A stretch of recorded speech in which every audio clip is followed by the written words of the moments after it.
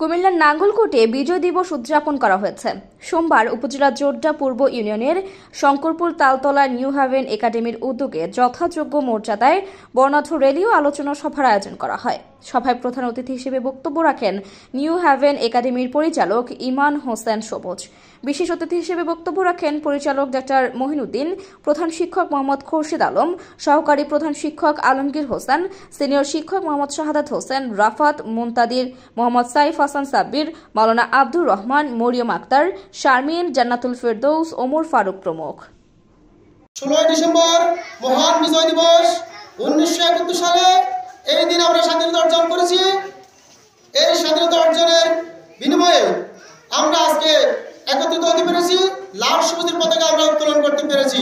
খণ্ডিত হয়ে গিয়েছিল, আমরা সেই স্বাধীনতা আবার আমাদের ঐক্যবদ্ধ প্রচেষ্টায় আমরা আমাদের দেশের সাধারণ জনগণ মেহনতি মানুষের স্বাধীনতাকে রক্ষা করেছি।